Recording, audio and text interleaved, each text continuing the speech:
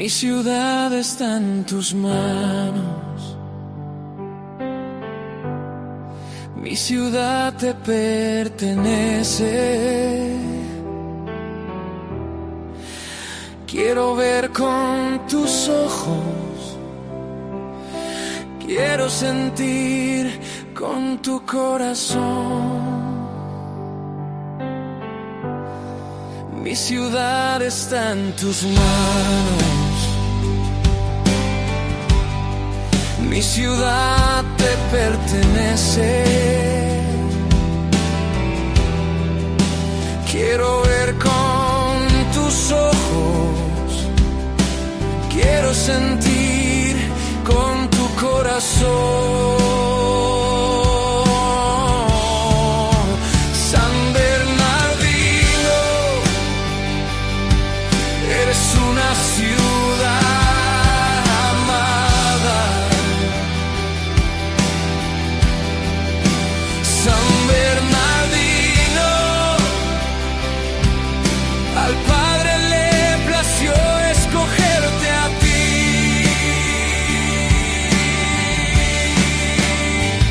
Eres lugar de salvación y restauración. No eres lo que dicen de ti. No estás olvidada, estás en el hueco de su mano. San Bernardino, reverdecerás, porque el Padre te ama y su iglesia clama por ti. San Bernardino, tierra de avivamiento.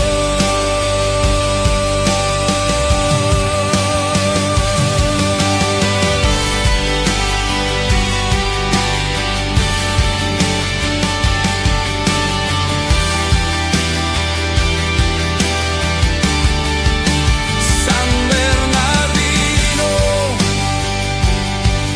eres una ciudad amada.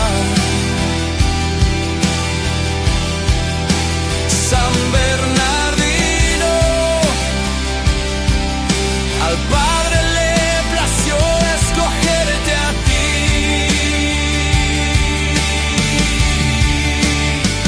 Eres lugar de salvación y restauración. No eres lo que dicen de ti. No estás olvidada.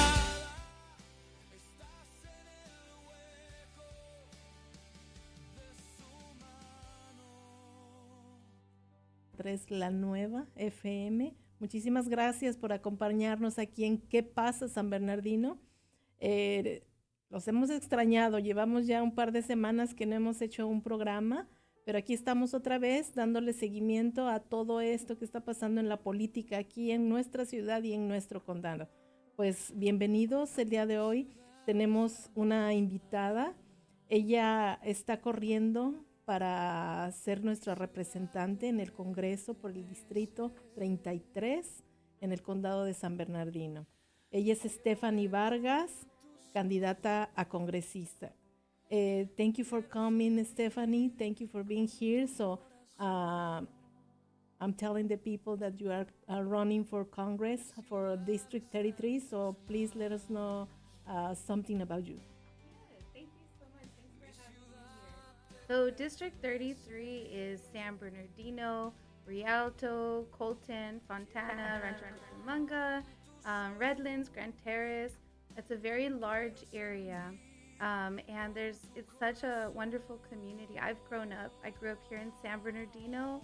I've lived my whole life in this district, working, going to church, my career, my family, my friends, everything has been within this district. And so my heart is here, and it's a pleasure to fight for this district. Thank you, Stephanie. Thank you. Now that you are running for this district, I know that you have dedicated a lot of your life to community service, to work here on the city of San Bernardino and other areas here on other cities. Tell us, what is your biggest contribution to our community? Well, for San Bernardino specifically, like I said, I grew up here. So from even my earliest years, I was a police explorer for the San Bernardino Police Department. And I did a lot of different kinds of community service in that capacity. But I really, while I was there, seeing kind of like internally, like what kind of things are people in San Bernardino going through, even through the police department's eyes. It's heartbreaking, the crime, the violence, the homelessness, there's just so much. And one thing is I used to just pray. I would just pray and pray. There was a time I was working in the police dispatch, so I would hear all of the calls coming in, and oh my gosh, my heart would break. But I would just be praying for people all day long, and that's where my love for the people of San Bernardino, no matter what part of it you come from, that's where my heart just grew so much. And so even now that I'm fighting for District 33, which includes San Bernardino, there's something very special in my heart for San Bernardino, and I want to fight for it. So, growing up here, living here, going to school here, everything, there's so many areas that we need to improve on. And I think that representing San Bernardino and all of District 33, there's a way that I can make a huge difference for my community. Yes, I think you are well prepared. So, do you think that everything that you have learned on this path that you have working with the community, have you the knowledge and everything that you need to represent us on the district? Absolutely. And that's one thing I feel like when God calls us, he prepares us. And looking back at just my life, my career, I can see so many different areas where God put me to learn and grow in certain areas. So right now, currently, I am the Chief Deputy City Clerk for the City of Colton. So in that capacity, I've learned city governance, municipal governments on a local level. And my job is all about making sure the government is open and transparent, and that the people have access to their public records to know what's going on, and so they can participate and let their voices be heard. Aside from that, I also serve on the Springs Charter School Board. So I'm very involved in education and fighting for parents' rights and children to get the best education they can. And it's not always through the public school system. There's other options, and we need to be willing to look at that. I also serve on a policy committee for the League of California Cities for housing, community, and economic development. And so in that capacity too, I'm able to see what's working and what's not. Why is California struggling with housing? What are the things preventing it from moving forward? And I think there's a lot of different things at the congressional level that can be leveraged and used to try to help our district, even if some of our current leaders are not making good decisions, but there's still things that we can do. But that's just a few of them. yes, I understand you. So, in public services, Stephanie, I know that you are trying to improve this, like housing, education. What motivated you to work for this? For education, for the housing.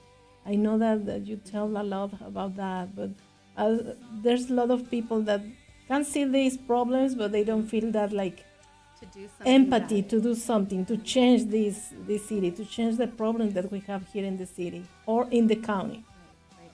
I'm gonna tell you. I'm gonna say it's a couple different things. Number one, I'm a Christian. I love the Lord. And when you love God and you're following him, he gives you a heart for people. And so it's not just about you anymore. It's not just about your family, but you see things through God's eyes and you care about the whole community. Yes. And then also, I'm a mom. I'm a wife. I have 3 little boys. And me and my husband, our journey from when we first met to now, we've been married for 11 years. We have 3 little boys. We have lived through these problems, through finding a home through the cost of living, just trying to Yes. survive in this economy.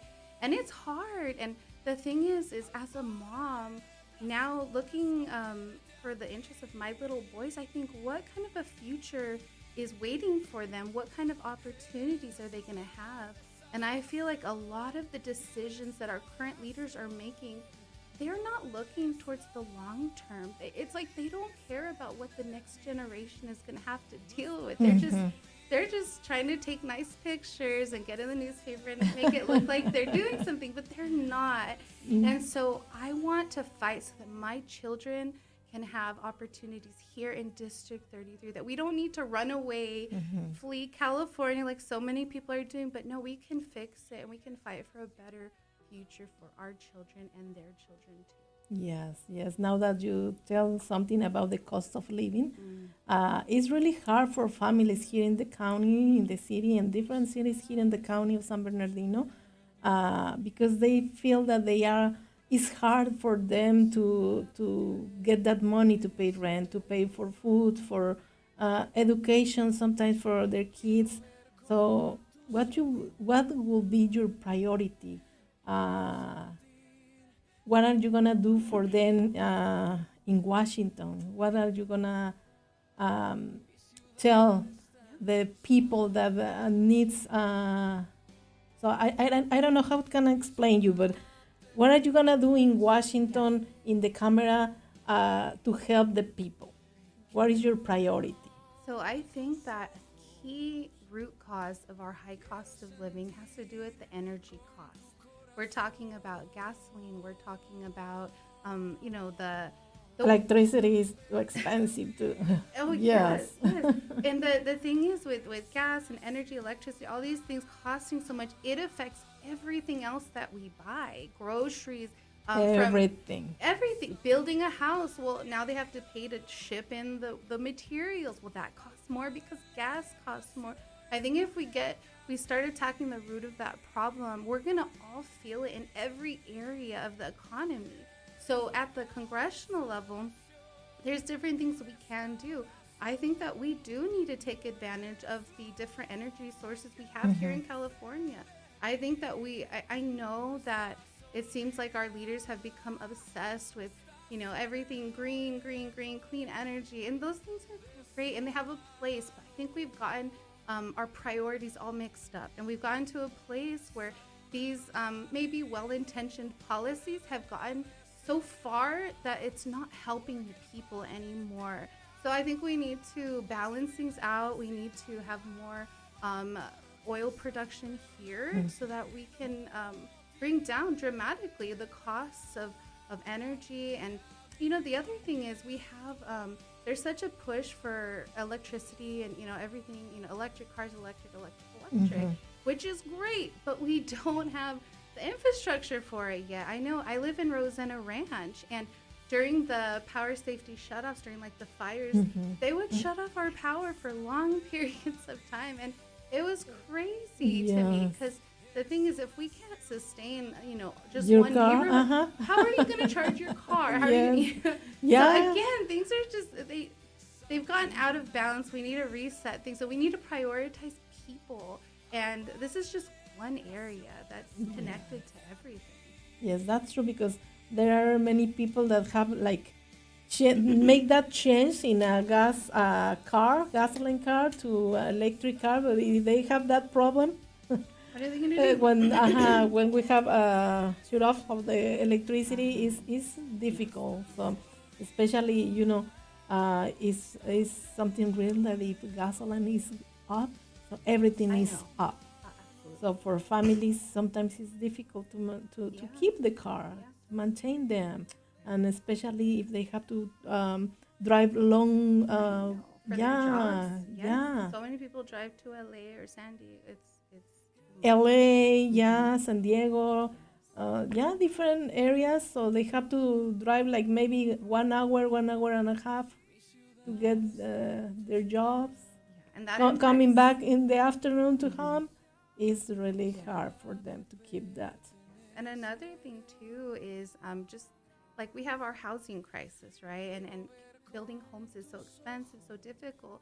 but there's a lot of different bureaucratic things that are causing building to be so difficult and so expensive. So many rules, so many checks and balances. And the thing is, I think if we loosened some of those and made it easier and faster and cheaper to build, there would be more homes. If you have only one house to sell, it's going to be very expensive. But if we're able to build multiple houses, they all go down in price. So I think we just need to start making better decisions. Yes, yes, that's true. So, talking about education, Stephanie, as a mother and community leader, uh, what change do you think that is necessary to implement here on the county? I really believe that education funds should follow the children. I think that if a school is doing great, if there's a public school and they're doing amazing, that's great. We need to encourage that. Those teachers should Yes. get bonuses.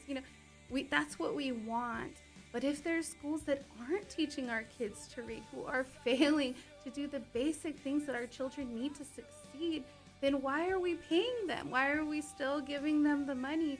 No, parents need to have the power, the opportunity to be able to say, you know what, my child is not learning. I want to be able to move them into a better school. And I think that if the money followed the children, there'd be more accountability and schools would be held to a higher standard to perform. Because it's not just about babysitting our kids. It's about teaching them to read, to do math, to do science, important things that matter. And I just think a lot of our schools have gotten sidetracked on, things that were never intended to be the focus of school. So we got to make sure the money's following kids so parents have the power to put their kids in the best place for them. Yes. Yeah, talking about that, the education, yeah, it's really important for the parents to get involved more in the education of our kids, because sometimes happen that parents just leave the kids at school and we forget about that. I know. So, and we are not involved. We don't ask them, how was your day? Sometimes they have problems, or no, the homework is difficult for them sometimes, but there's parents that they don't help.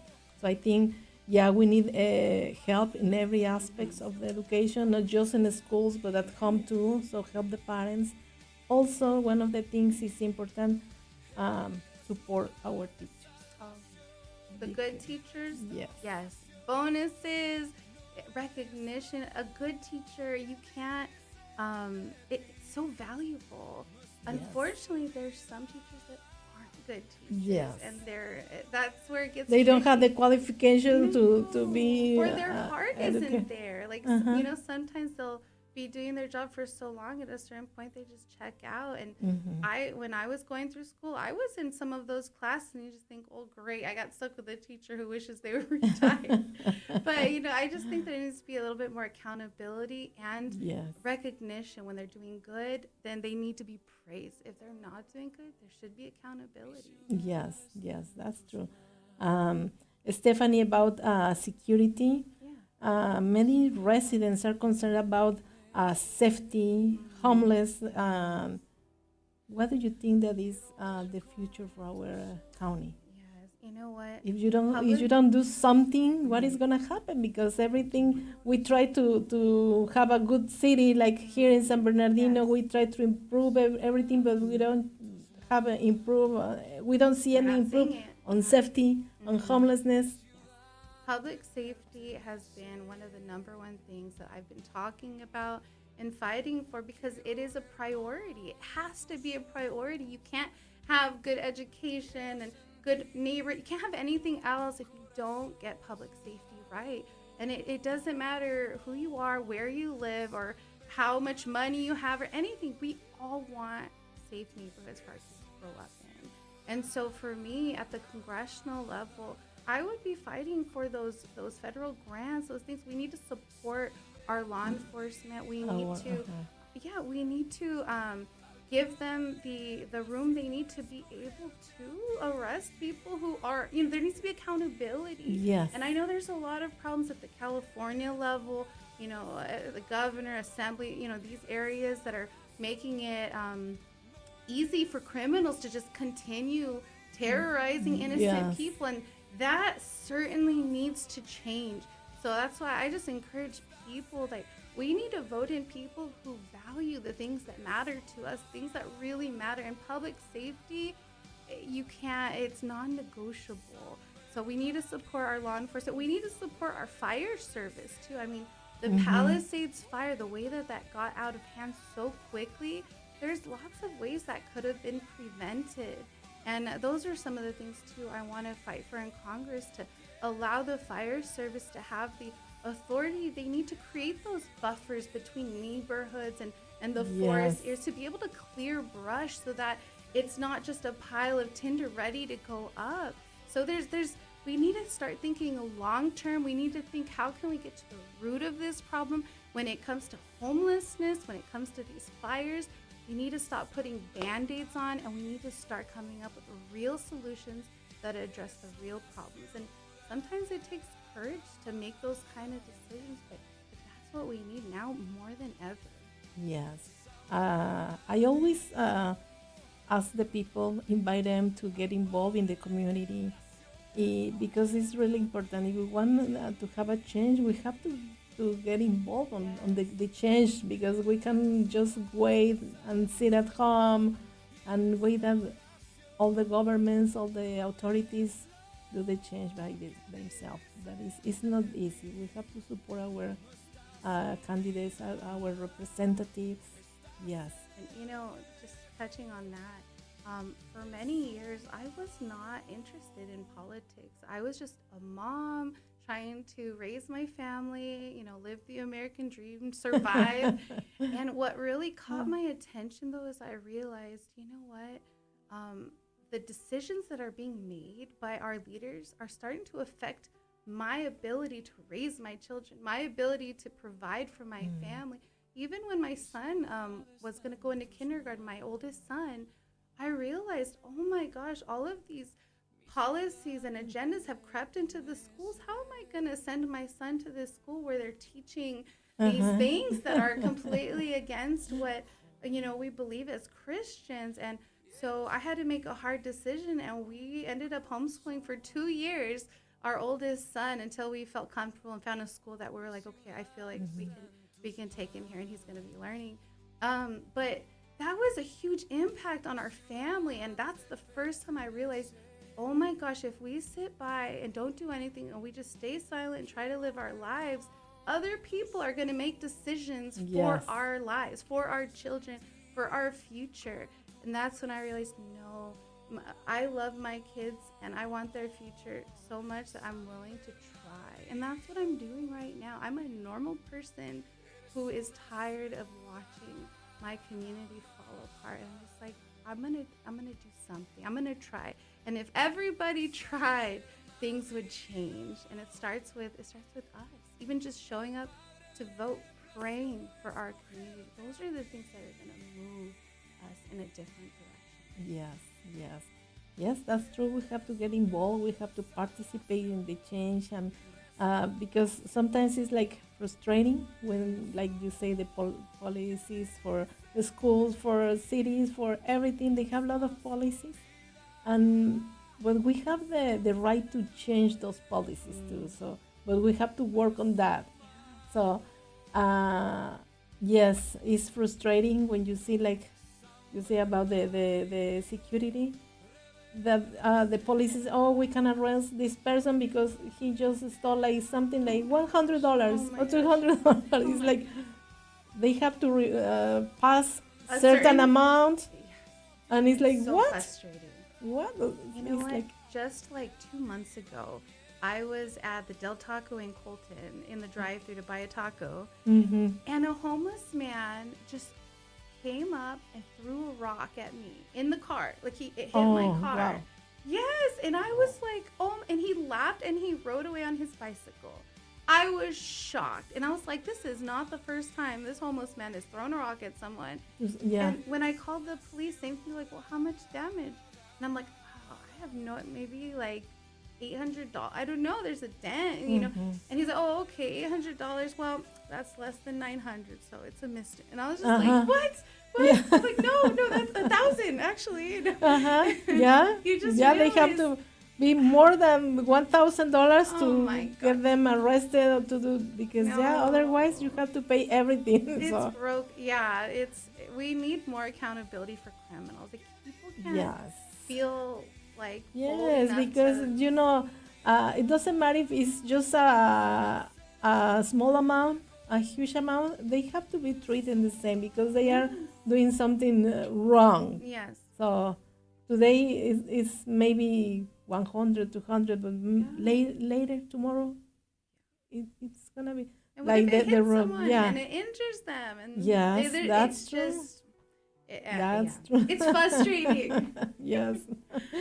Uh, Stephanie, when you arrived to Washington, so what concrete promise you can make today to a working family in the Empire? So what you are gonna do for them? My goal going to Washington is going to fight for better public safety that we can feel here in our cities. I'm going to fight to protect children. I know there's been all this stuff with the boys being allowed to be in the girls' locker room and even parental rights being stripped away. Those are things at the congressional level that I am going to fight against. Parents need rights and children need to be protected. Election integrity, I'm going to fight so that our elections are as safe and secure as they can be. And then our economy, I am going to fight tooth and nail because we need relief now. There's lots of different ways to do that, but I can guarantee that I am going to be fighting with everything I have because I'm not just fighting for, policies or results or a title. I'm fighting for people I love. I'm fighting for my family, my friends, my neighbors, and people like you that I've never met. But my heart is in it, and I'm 100% committed. Yes. Stephanie, one of the topics that is like important here for the people, for the Hispanic community, immigration. Talking about the immigration, it's an issue that really divides the people. What specific solutions would you support to help our immigrant community? I was just talking to my coworker about this, and we were just discussing it because it's such a sensitive topic, and there's truths on both sides of the arguments, whoever you're talking to. But one thing that I know she was bringing to my attention is there's a lot of good people who are trying to become citizens legally, and the system can be very difficult, and then sometimes people get taken advantage of even by lawyers or people that are just preying on these poor innocent people who are just trying to do the right thing. I think there needs to be more accountability for people who are preying on these kind of people who are so vulnerable.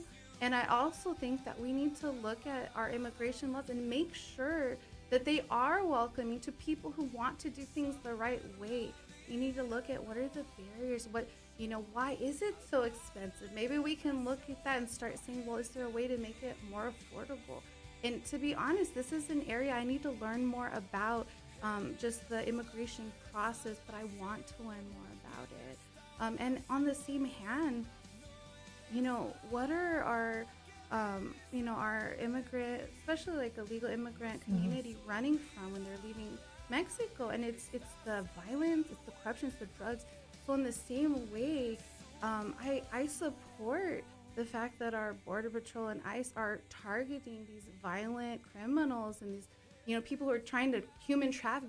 These evil things. None of us want them here. Yes, the working families, the working immigration community. Yes. Whether you're legal, illegal, American, non-American, whoever you are, none of us want these criminals who are violent and want to prey on our children. We don't want them here either. Nobody does. So I think there has to be a balance.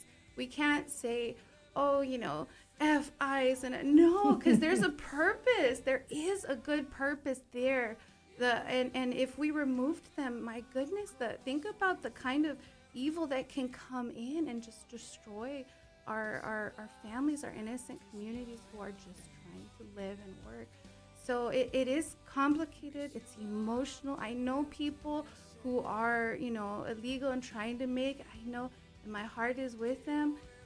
But there's a lot of different parts to it, and we just have to do the best we can in the areas we have. But ultimately, we have to uphold the law.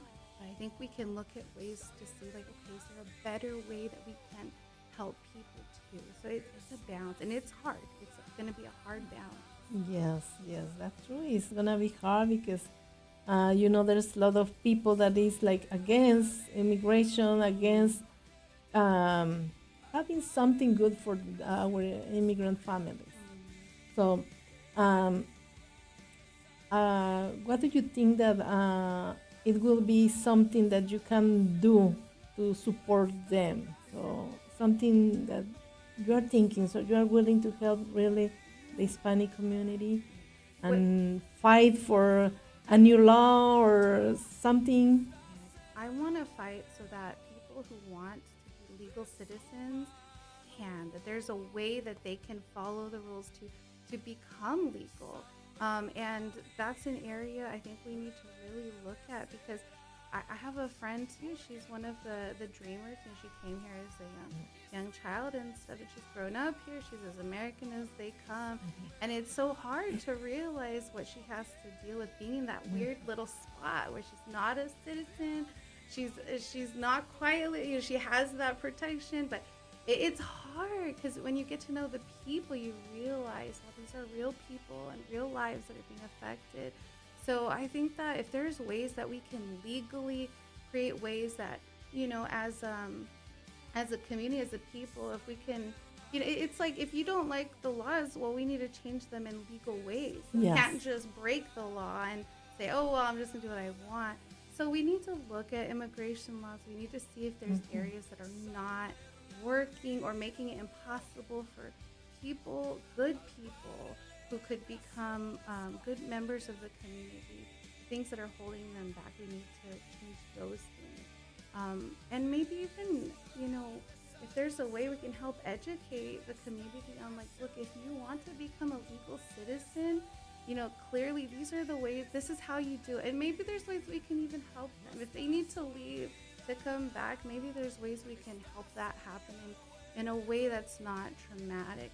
But ultimately, I have to say, I understand why the laws are there. I understand the boundaries and things. And again, it's a balance, because there's good people caught in the mix. And then there's really bad people there too, and even like the human trafficking and the drugs, like, we have to all be united in being against those things and fighting against those things. And we also have to have compassion and realize that, is there a way to help the people that are caught in the middle, that are good and have been contributing and stuff? So it's tough. I know it's such an emotional Lot of topic. things, a lot of things to change, because everything is connected. So about the cost of living, if gasoline increases, so families can support their families in a better way. So immigration, if they separate families, they deport the parents, what happened with those kids?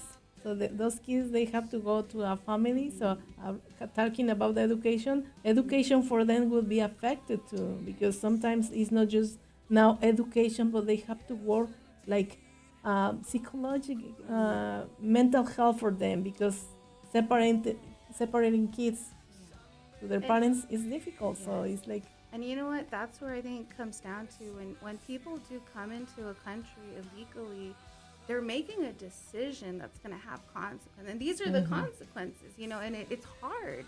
And so that's why I think that if people who want to come to America or are even here illegally, you have to start thinking, well, I want to become legal. How do I do that? And because ultimately, I can't just walk into, Japan and say, I'm going to live here. They'll kick me out. Like, that's universal because of sovereignty of countries. So I understand that part. But if there's a way that we can help educate and show the path, like, look, if this is what you want, this is how you can achieve that. And I'm sure there's going to be difficult decisions. You're right. Families and the hard choices they have to make. But that's the hard thing when you make decisions. There's consequences. And Yes, there's some that's of true. Everything has a consequences. Sometimes this the people is just looking for a better life for their families. Sometimes they just came to this country years and years ago, decades ago. So and they have a live here, so they are good residents. It's not like maybe legal residents, but they are residents of this country or the cities, and they are working, paying taxes, buying everything here around their communities. So they haven't have any problem, legal problem, but like people like that, they have to be here. So Yeah, and that's it's the like thing is like you said, like there's these good people that have done nothing but benefit this country, and then there's other people that have yeah, ruined it that's for true. them and have done everything. And we are like that's why it's hard. yeah, this is hard because sometimes we see that people, that bad people, is still here. They don't do nothing against them. And They that's don't the deport. problem. We need Yeah. to get rid of those So people. And yeah. I wish that that's what we could do. I wish there was a way that we can prioritize and laser focus on these violent people that are preying on all of the community, and not necessarily these people that are just trying to live their lives. I don't think anybody wants these people to be hurt or moved or anything like that. It's just unfortunately they just get caught in the mix sometimes, and Yes. that's what makes it so hard. Yeah, Stephanie. What separates Stephanie Vargas from other candidates? Yeah. So I only have one opponent, which is Pete Aguilar, and there are Pete many Aguilar. things that separate us. Let me tell you. I'm gonna say right at the top. Pete Aguilar, he has millions of dollars in contributions. He's a high-ranking Democratic leader. He has everything going for him in that way, but he's also extremely he has to do what his party wants to do. And a lot of the things this party's doing are radical agendas, things that normal people don't care about. For example, Pete Aguilar recently voted no on a parental rights bill. He's done that multiple times. He doesn't value parents having the right to know what their kids are learning or to have influence over that. I have a big problem with that. If I go to office, I'm fighting for parents and I'm fighting for what's the best interest of our children, to protect them and give them the best education. That's a huge difference. Another thing, Pete Aguilar recently voted to protect the rights for boys to be playing in girls' sports, boys to be in girls' locker rooms. That is just wrong, and it's common sense. These are some of those radical ideas and agendas that he's pushing and his party's pushing. So there's a lot of things like that. But the other thing, this is the big thing. I think Pete Aguilar, he's a politician. He's been doing this for years. I don't even know that he's had a real job before he's ever done that, become an elected official. Me, I've been a member of this community. I have grown up, lived here. I have gotten my profession. I've raised a family. I'm part of this community in a very, very special way, to where I understand what's really going on, what we care about, what we need, and that's public safety. We need election integrity, our economy, we need lower costs of energy. These are the things that are affecting every person. And Pete's problem is he just uses Band-Aids, he takes nice pictures, he shows up with big checks at just the right time, but he's not fixing anything, and we can see that because he's been in office so long. And all these problems he has not been able to fix. And what does he do when you ask him about it? He just blames Trump. Like, you can like Trump, you cannot like Trump, but everything's not Trump's fault. Pete Aguilar has a responsibility to run his district well and to make good decisions. And I believe that he has failed in that. And we can see that in all these different areas. And it's time for change. And that's what I'm going to bring. Stephanie, why should voters trust you? Why should they trust me? You know what? As the Chief Deputy City Clerk for the City of Colton, my entire profession is all about public trust, transparency, ethics. That's what I do. That's what I care about. That's what I've been fighting for since I've worked in this capacity. I have a history, a reputation of nothing but integrity, honesty, transparency, ethics, and that's what I want. Our government needs to be accountable to the people, and that's something that you can look at my past, you can look at everything, and you'll see there's a pattern of integrity. And that's what I'm going to bring. You're going to continue seeing that because that's not something I talk about. That's something that I am. So you could see it. The Bible says you will know them by their fruits. Look at my fruits and you will see. Stephanie, you mentioned about that the actual representative, Pete Aguilar. You say that he does most of their things with the pressure of their party. Yes. So do you think that if you have in a position that something that you are doing for the community, something that is good for the people, but is against your party, do you think that you will do? Even though that is against your party? Absolutely, and I'm going to tell you why. When I decided to run, it wasn't because a party was telling me like, hey, if you run, we'll support you, or hey, nothing. The reason I chose to run is because I was praying for our community. I was praying for our state, our nation, and I was saying, God, please do something because everything's all twisted up. Lord, we need godly leaders. We need you to remove the corrupt, right? That's what I was doing. I was praying. And as I was doing that, the Lord gave me vision. He gave me inspiration and he gave me courage. And I realized, hey, Lord, if you want to use me, here I am. And so every step of my journey from deciding to run to sitting here today has been my heart and desire for the Lord to help our people. So I'm not looking to a party to tell me what we're doing or what's right or wrong. I'm looking to the Lord. And that's where I'm bringing every one of these policies back. That's why parental rights, protecting children, public safety, making wise decisions that are going to benefit our economy. These things are all things that the Lord would want. And so if there's something my party wants to do that's against the things of the Lord, you better believe I'm not going with them because I don't serve them. I serve the Lord. And that will never change. Yeah. Stephanie, there's a lot of people that they didn't vote. So, there's a lot of people that can vote. So people think that their vote, that they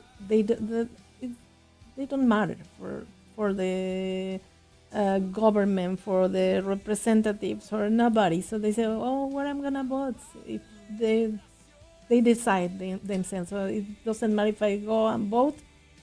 They are not taking me in consideration. So what you could tell them, these people? Well, let me first say that I used to feel that same exact way. I would still vote, but I would always feel like, what's the point? And so I understand where you're coming from. But, let me tell you this. When I became the chief deputy city clerk for the city of Colton, that also means I'm the city's elections official. So I'm involved in the local elections process. And so every election night, I would go down to the San Bernardino ROV and I would watch as the numbers would come in, and I'd be part of that watching, making sure like integrity, everything's going right. And one thing that struck me, and it shocks me every single time, is realizing how every decision, every person being elected, every bill, yes or no, the amount of people who actually showed up to vote is so small. And the margin between it passing or failing, a person being elected or not, is so small that you realize, oh my goodness, if people would just know, no, your vote does matter. Look at the numbers. It'll say 20% of all of the people registered to vote showed up. 20%. And maybe the difference is 50 people. 50 people. That is nothing. And that's the thing is, I think it's unfortunate that people believe that because it's not true. Your vote does matter. It matters so much. And I always say this because I'm a Christian. I always say, if God's people would show up on election night, California would change overnight. No question. Think about that.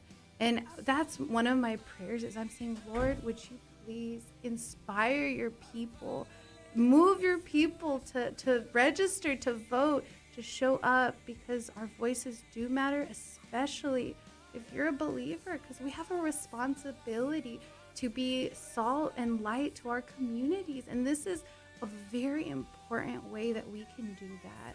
Our voices matter, especially when we come together fighting for what's right and what the Lord wants. Yeah, how you can motivate the people to do that, because it's difficult. I've been trying to do that. So and let me tell you something, like I visited one of my friends that day. Said, oh no, I forgot about that, but no, I don't have time, so I have to cook, I have to do this, I have to do that. What? But you can just fill it up, vote, and it's so quick. Drop your ballot. Yes. But they didn't vote. Like fire in the family, they did not. I can. It's difficult. It is. Yes. And I've been there, and I know how it feels. But I'm thinking, you know what? That's why I'm praying. I'm saying, Lord, inspire your people, because there's only so much we can do. That's the word. Inspire the people to make the change. And I think that the more, because for me, again, it was things as policies were affecting my family, my life, the way I could choose. That's when I started waking up and realizing I need to do something. And I'm hoping that parents, when they start realizing that, these politicians are trying to strip their rights to protect their children, maybe that will motivate them. Or, even just, so many people have their kids in sports. Well, if your daughter is fighting so hard on her baseball team and is getting outshined by a boy who should not be there, that's frustrating. And I'm thinking that as time goes on, as people are feeling these things actually affect their families, maybe that'll be the thing that helps wake them up and say, this has got to stop. I know that's what happened for me. Yes, Stephanie, we are almost at the end of our conversation. So tell us about your campaign, how the people can contact you, how the people can see you, meet you in an event or something. So tell us about, give us all your information, give us a email, phone number. Yes. Everything. So I have a website. It's Stephanie Vargas for Congress. It's the number 4. So Stephanie Vargas, the number 4 Congress.com. I also am on Instagram, again, Stephanie Vargas for Congress. I'm on Facebook. I'm on LinkedIn as well. So connect with me. You can follow anything I'm doing there. If you want to contact me, I would love to talk to you. And if you speak Spanish, call me. My husband, Jorge, can translate for me. I'd love to talk to you. So my phone number is 909-763-1215. My email address is redeemcalifornia2026@gmail.com. Connect with me. I want to hear from you. And I'll be having a series of meet and greets in the community where you can just come and we can just chat. So check out my social media or my website. You'll see those updates coming very soon. But I would love to meet with you, hear your concerns, and understand how I can help serve you in Congress. And tell us again what cities the 33rd District covers. Sure thing. It's going to be Rosanna Ranch, San Bernardino, Fontana, Rialto, Rancho Cucamonga, Fontana. I think I said that already. Redlands, Grand Terrace. I think Bloomington is in there too. And San Bernardino, big one. Mm-hmm. Okay, a lot of the cities. I believe those are the cities that we cover with the La Nueva too. Yeah, we cover all these cities. So they're going to watch our program, listen in the radio, YouTube. So, all right. So again, thank you, Stephanie, for being here. Thank you for coming, for all the information, and we will be in touch with you. So you are welcome to come any other time. So thank you, Stephanie. Muchísimas gracias por estar aquí con nosotros en ¿Qué pasa, San Bernardino? Los esperamos en nuestro próximo programa. Gracias por acompañarnos y no se olviden de votar. Tenemos 4 meses, 5 months for the next elections. So vote. Voten. Voten, voten. Gracias.